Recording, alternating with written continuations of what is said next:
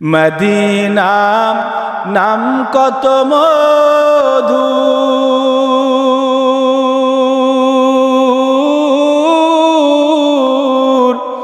Medina আর যে কত দূর।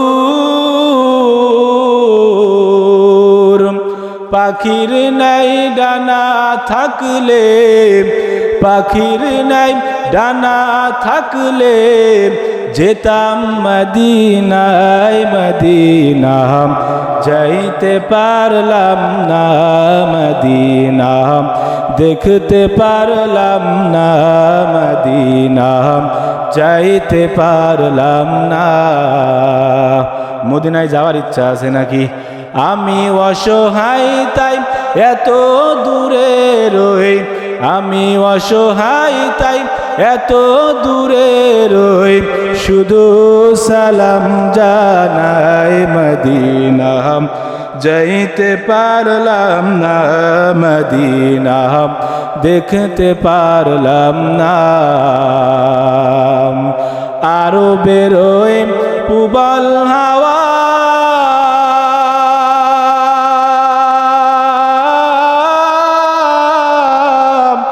পশ্চিম করেছে ধাওয়া, আরো বেরোয় পুবাল হাওয়া,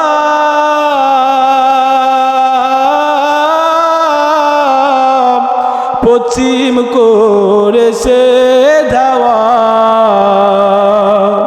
এই গরিবের দুঃখী সালাম, এই গরিবের দুঃখী সালাম পৌঁছে দিও মদিনায়, মদিনা যাইতে পারলাম না, মদিনা দেখতে পারলাম না।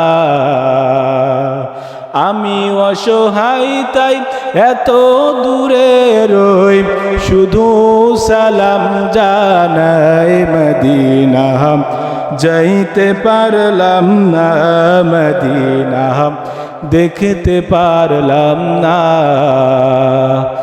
ওয়ালিদিহি ওয়া ওয়ালাদিহি ওয়ান নাসি আজমাইন।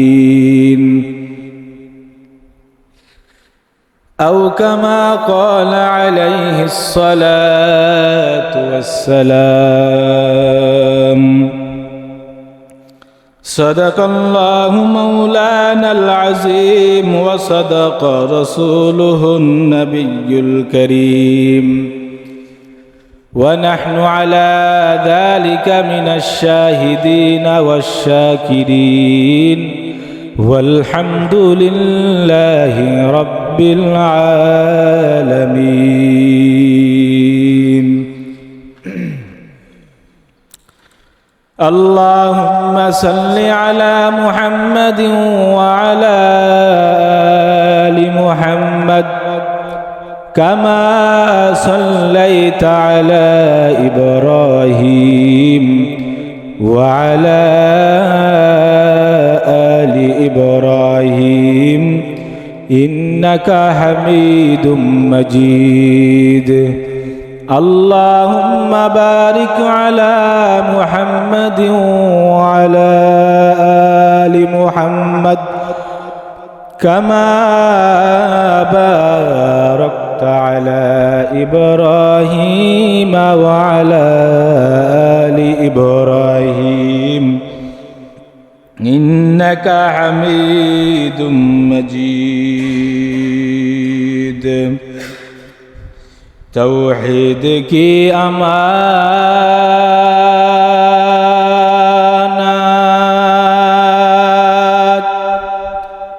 सीनों में है ये हमारी,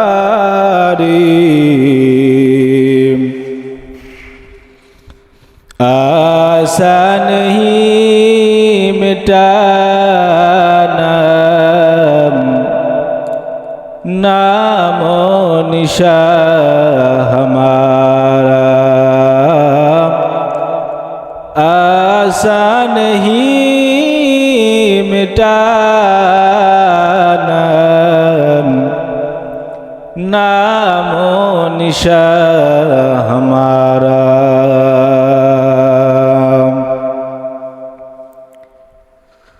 मुहम्मद ने आकर कुफर को मिटाया,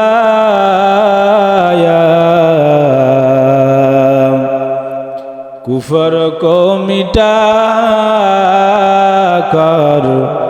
सदाकत बताया।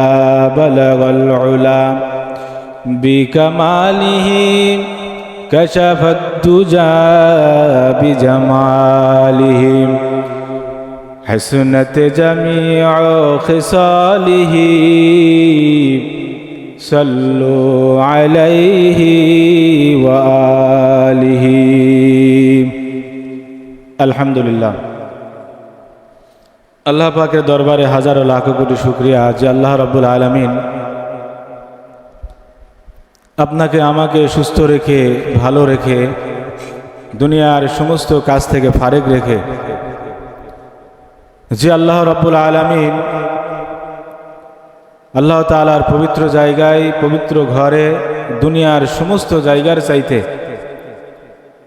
যেই জায়গাটার দাম আল্লাহ তাআলার কাছে সবচেয়ে বেশি দামি, এমন একটা জায়গায় যে আল্লাহ তাআলা আমাদেরকে আসার বসার এবং আল্লাহ তাআলার ইবাদত জুমার 2 রাকাত সালাত আদায় করার তৌফিক দান করেছেন।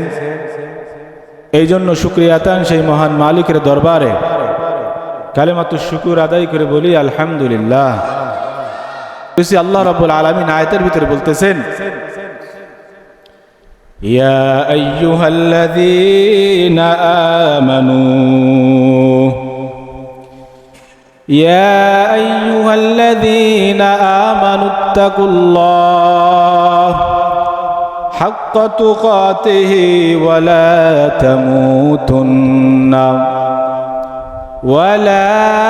تموتن إلا وأنتم مسلمون।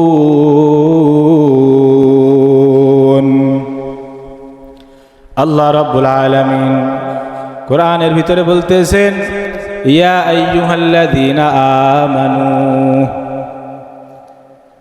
কোরআনের অধিকাংশ জায়গায় আল্লাহ রাব্বুল আলামিন ঈমানদার বলে ডাক দিয়েছেন। মানুষ দুনিয়ার ভিতরে কত খারাপ কাজের ভিতরে লিপ্ত থাকে, মিথ্যার ভিতরে থাকে, জিনার ভিতরে থাকে, ফাঁকিবাজির ভিতরে থাকে, সম্পদ ফাঁকি দেওয়ার ভিতরে ব্যস্ত থাকে, সম্পদ গড়ার ভিতরে চিন্তা চেতনার ভিতরে এমনভাবে থাকে, ক্ষমতা পাওয়ার লোভে থাকে, ক্ষমতা পাওয়ার জন্য মানুষকে ক্ষতি পর্যন্ত করে দেয়।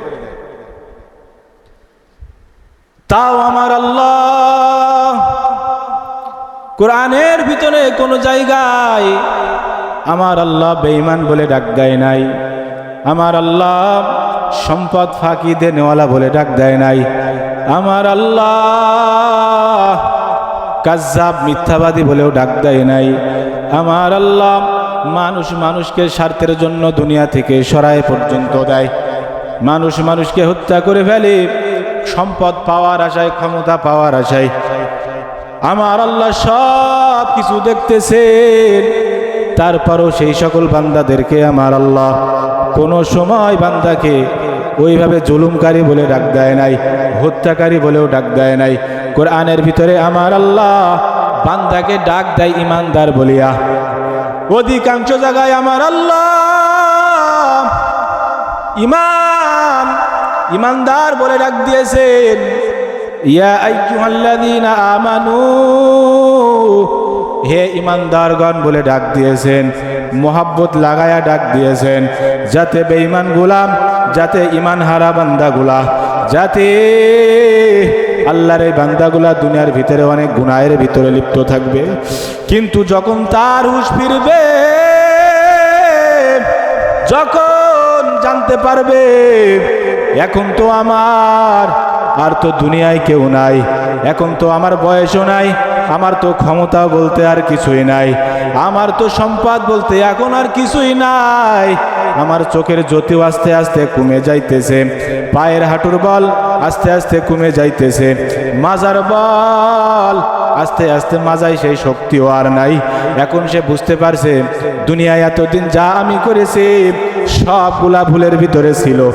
এখন আমি বুঝতে পেরেছি। বুঝার পর যখন কোরআন শরীফটা শিখতে গেছে, নামাজ আদায় করেছে, কোরআনটা খুলে যখন ইমাম সাহেবের কাছে বসছে, ইমাম সাহেবের কাছে বসার পর ইমাম সাহেবের সাথে সব কিছু খুলে বলেছে, হুজুর আমার জীবনে আমি অনেক অন্যায় করেছি দুনিয়ার ভিতরে লিপ্ত থাকার কারণে। দুনিয়া আমার ভিতরে এমনভাবে প্রবেশ করেছিল, দুনিয়ার এমন কোনো অন্যায় নাই যে সেটা আমি করি নাই। ও হুজুর, আল্লাহ এখন কি আমার মাফ করবে নাকি? হুজুর তখন জবাব দেয়, ও আল্লাহর বান্দা, আমার আল্লাহ গফফার, আমার আল্লাহ সত্তার, আমার আল্লাহর মতো রহমান দুনিয়ায় আর কেউ নাই। তুমি যত গুনাহ করো না কেন, যত অন্যায় করো না কেন, আমার আল্লাহর কাছে যদি খালেস দিলে তওবা করে নাও, আমার আল্লাহ জিন্দেগির সব গুনাহগুলো মাফ করে দেবে। সুবহানাল্লাহ বলেন। এরে নবীর উম্মতের দল, কত গুনাহওয়ালা, কত গুনাহগার দুনিয়ার ভিতরে ছিল। আমার আল্লাহ কিন্তু তাদের ক্ষমা চাওয়ার কারণে, খালেস দিলে তওবা করার কারণে আল্লাহ তাদের সমস্ত গুনাহগুলো মাফ করে দিয়া দুনিয়া থেকেই তাদের ইমানদার বানায়া আল্লাহ তার জান্নাতের ভিতরে নিয়ে গেছে।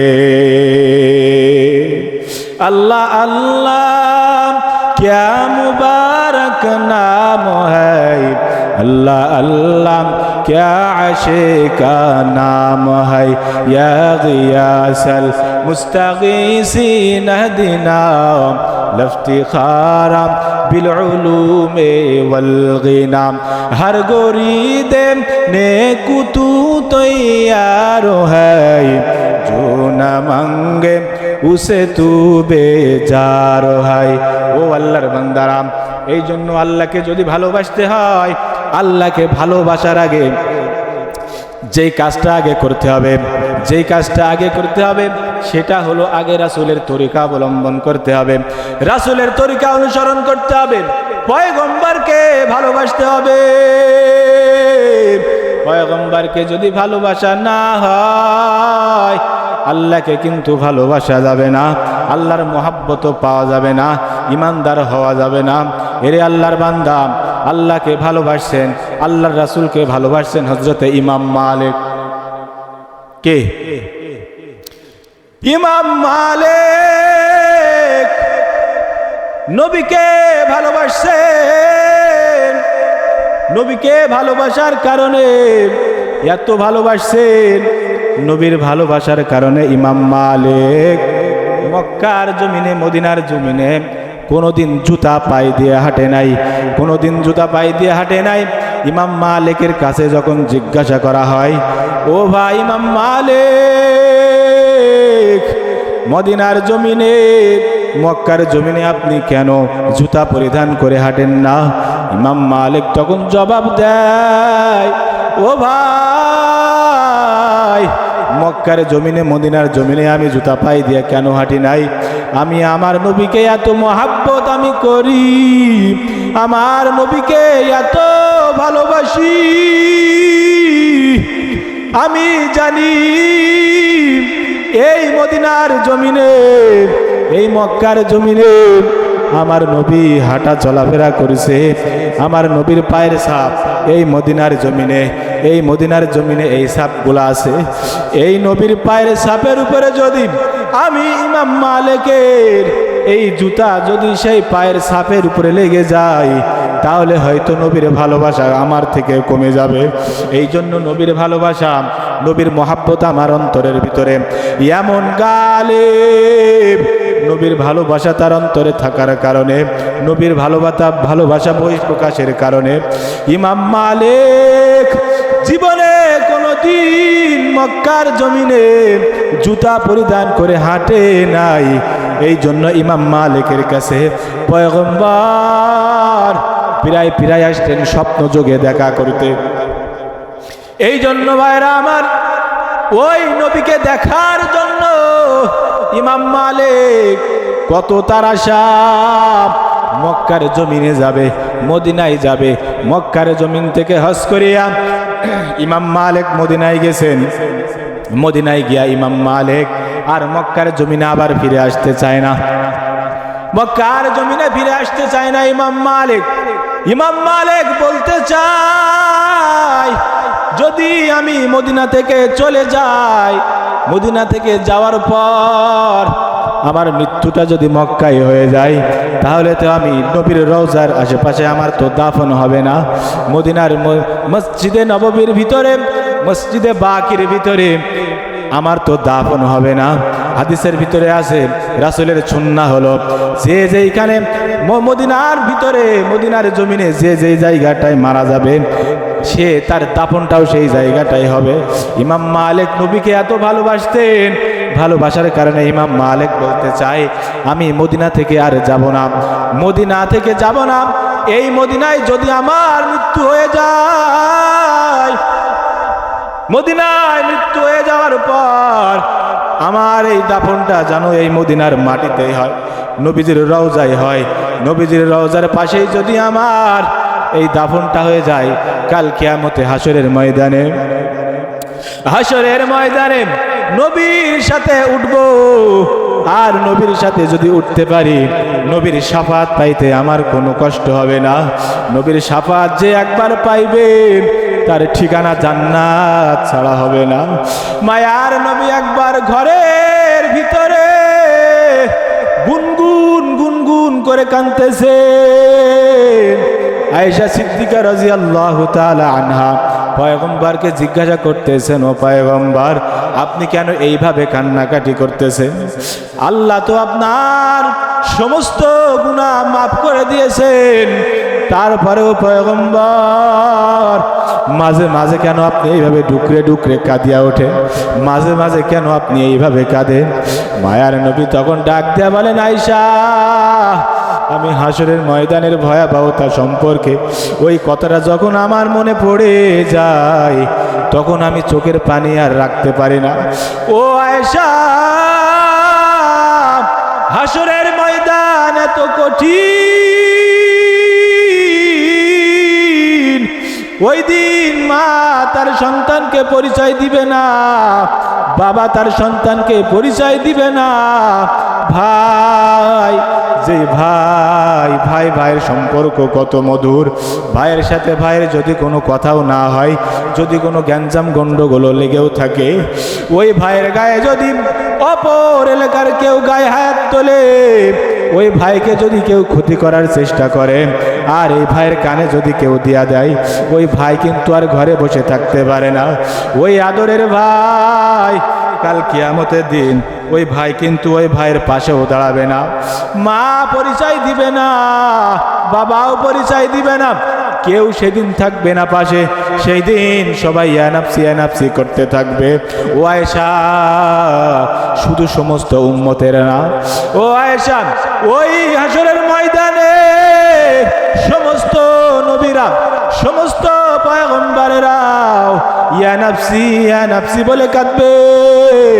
সবাই সবার আমলের চিন্তায়, সবাই সবার হিসাবের চিন্তায় কান্নাকাটি করবে। আয়েশা, ও আয়েশা, ওই দিন কেবলমাত্র আমি একা আমার আল্লাহর মাকামে মাহমুদ, আমার আল্লাহর মাকামে মাহমুদের পাশে সিজদায় পড়ে কাঁদবো আর আল্লাহকে বলবো, আল্লাহ আমার উম্মতকে বাঁচাও, আমার উম্মতকে বাঁচাও। রব্বি হাবলি উম্মতি,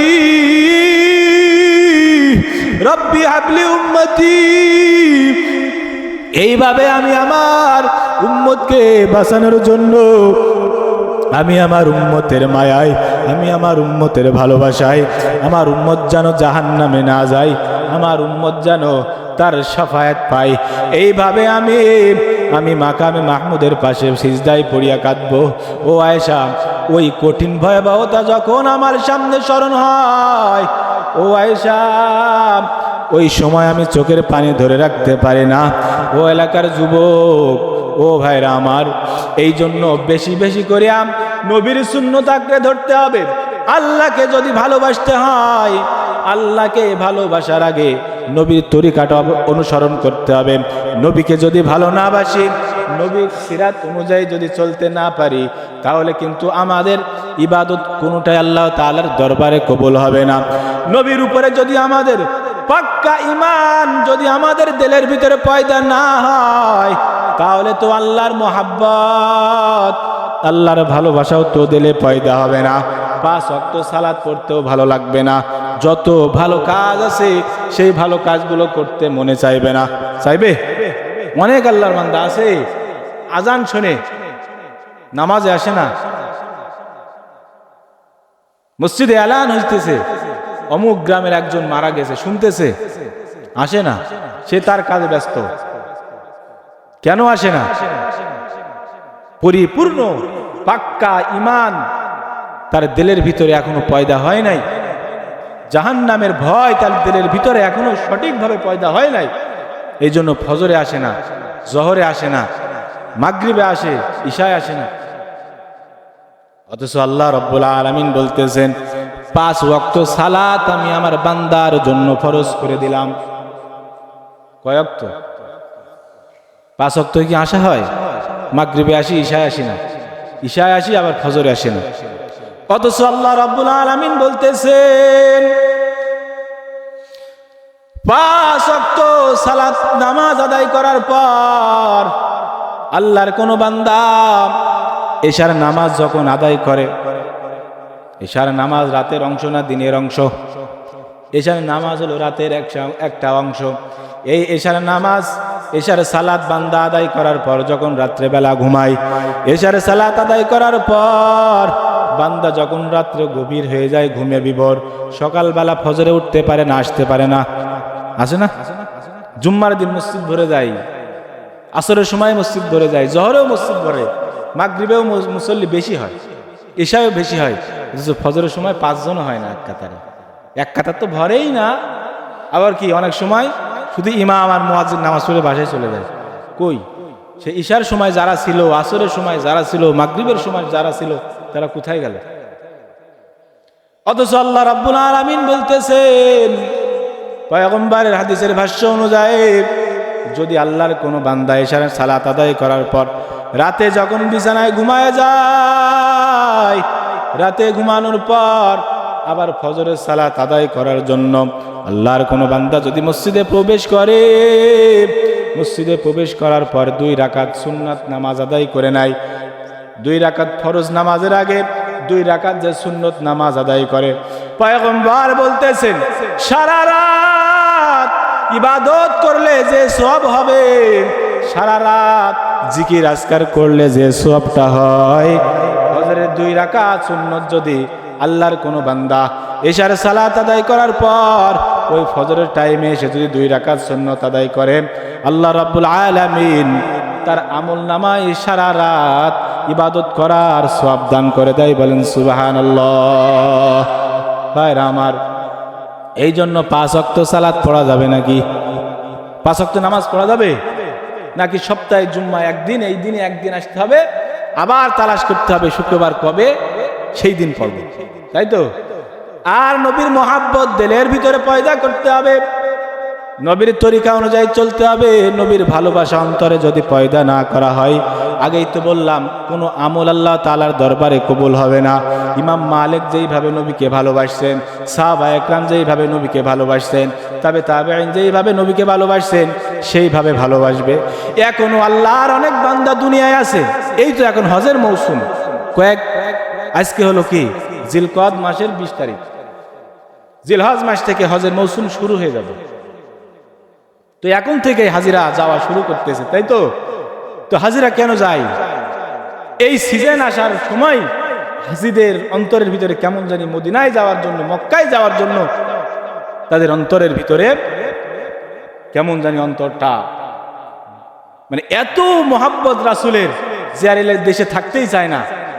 মাঝে মাঝে উমরার হজ করে আসে, যে সিজন হজ আসার আগে নবীর রওজা দেখার জন্য উমরা করে আসে। এই জন্য নবীর মোহাব্বত আমাদের দিলের ভিতরে পয়দা করতে হবে। মদিনা নাম কত মধু,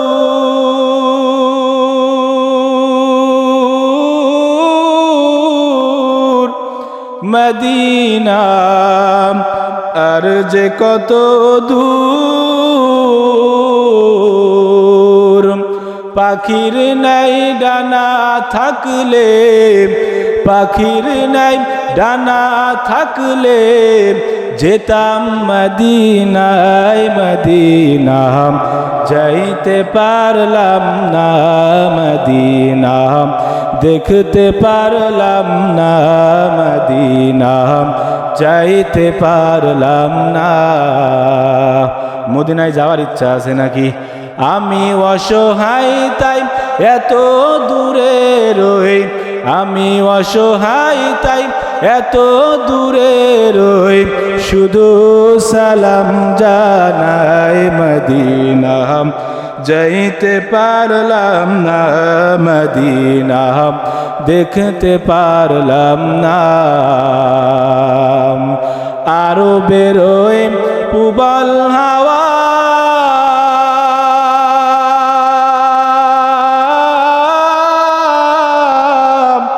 পশ্চিম করেছে ধাওয়া আরো বেরোয় পুবাল হাওয়া